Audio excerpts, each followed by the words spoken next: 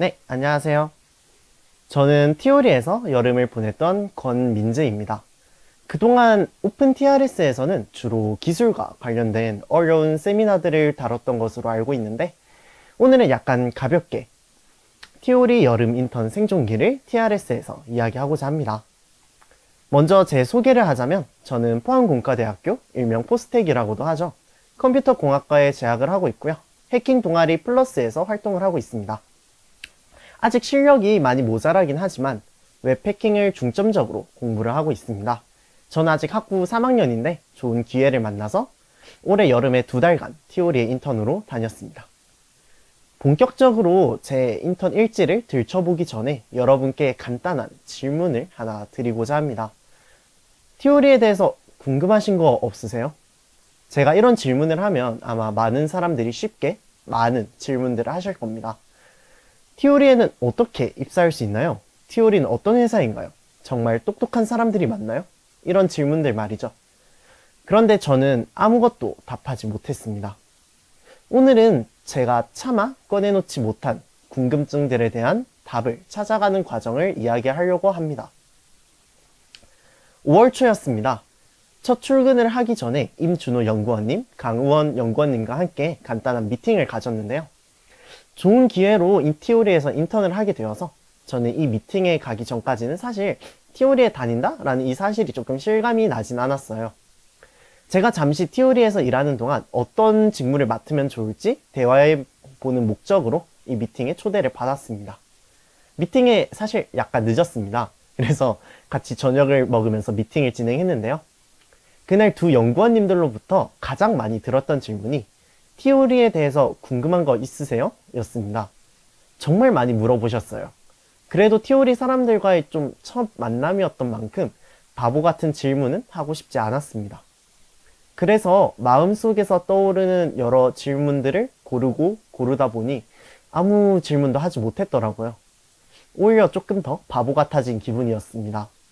그러고서는 준호님께서 저에게는 약간은 기술적으로 챌린징한 질문들을 쏟아내셨습니다. 어떠한 상황에서 어떤 취약점이 발생할 수 있냐 이런 질문보다는 어떠한 상황에서 어떤 기술을 이용하여 어떻게 해결할 수 있을까가 준호님의 주된 질문들이었습니다. 당장 취약점을 찾고 분석하는 것보다도 각 상황에 대한 안전한 해결책을 제시하는 것이 훨씬 어렵기 때문이었죠. 질문하셨던 내용이 사실 정확히 기억나진 않는데 그런 어려운 질문들이 이어졌을 때 한 가지 확실히 기억에 남았던 건 내가 티오리에서 살아남을 수 있을까? 라는 생각이었습니다. 두려움 때문이었을지는 몰라도 티오리에 인턴으로 다니게 되었다는 흥분은 약간 가라앉은 채로 서울역을 출발했습니다.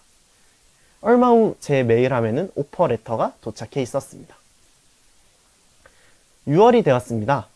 기말고사를 썩 잘 보지는 못했습니다. 그래도 저번 학기보다는 좋은 성적을 받아서 기분 좋게 인턴을 시작할 수 있었습니다. 20하루째 날이었습니다. 티오리는 보통 다들 11시에 출근을 하시는데 저는 무슨 바람이 들었는지 10시에 출근을 했습니다.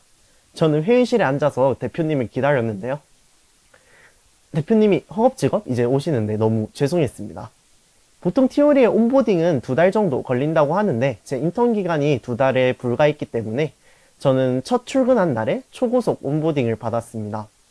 저는 정말 낯을 많이 가리는 성격이라 첫 출근하고서는 조금 많이 쭈뼛쭈뼛 거리고 있었습니다. 그래도 티오리 연구원님들이 먼저 인사해 주시고 분위기를 많이 풀어주셔서 감사했습니다. 티오리가 약간 화목한 회사라는 인상을 이때 처음 받게 된 것 같습니다.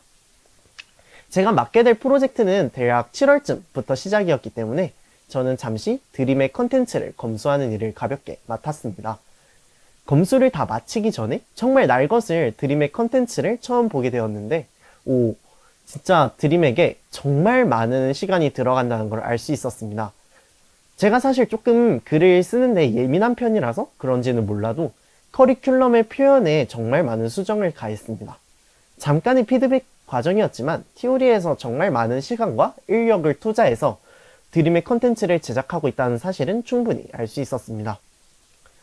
어디에서도 밀리지 않는 드림에게 질 좋은 컨텐츠들을 더 많은 사람들이 봐줬으면 좋겠다는 생각이 들었습니다. 최근 또 드림의 커리큘럼들이 버전2로 대폭 업데이트된 만큼 한번 읽어보시면 좋을 것 같습니다. 7월에는 갑자기 화성에 떨어졌습니다. 어쩌면 좀 처음 접한 수많은 코드의 양에 너무 겁을 먹어서 그런 걸지도 모르겠습니다. 제가 아직은 너무 어리다는 증거겠죠. 제가 맡은 컨설팅 프로젝트는 제가 알아들을 수 없는 말들로 도배되어 있었습니다. 서비스의 아키텍처는 저에게 정말 낯설었고 기술 스택은 저에게 정말 익숙하지 않은 것들밖에 없었습니다. 진짜 처음 보는 세상에 떨어진 기분이었어요. 화성 같은 기분. 그래도 뭐 어쩌겠어요. 이미 시작한 프로젝트. 어떤 역경도 잘 풀어나가는 다른 티오리 연구원님들처럼 저도 화성에서 감자를 키우려고 정말 많은 노력을 했습니다. 무엇이든지 조금 해내는 모습을 보여드리고 싶어서 프로젝트의 팀원들과 함께 취약점을 찾으려고 많은 노력을 했고 저희는 꽤 유의미한 결과물을 만들어낼 수 있었습니다. 제 부족한 능력 때문에 팀에 많이 도움이 되지 못한 것 같아서 죄송했지만 그래도 할 수 있는 최선을 다해서 프로젝트를 진행했습니다. 프로젝트를 진행하면서는 티오리가 해야 하는 일이 있구나를 많이 깨달았습니다. 단순히 취약점을 드러내는 작업을 하는 것에서 넘어서서 취약점이 아닌 것처럼 보이는 곳에서 서비스에 피해를 끼칠 수 있는 큰 취약점을 찾는 일. 경우에 따라서는 이런 로지컬 버그가 단순한 취약점보다도 더 큰 효과를 발휘하기도 했습니다.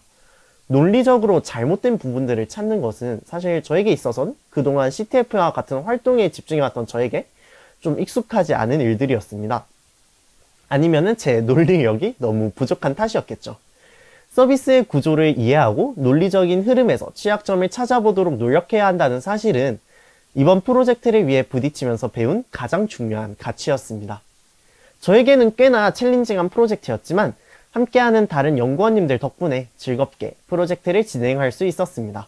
앞서 언급한 것처럼 저는 낯을 정말 많이 가리는 편인데 프로젝트를 함께 진행하는 연구원분들이 의도하셨든 안 하셨든 먼저 다가와 주시고 잘 챙겨주셔서 회사에서 적응하는 데 큰 도움이 되셨습니다.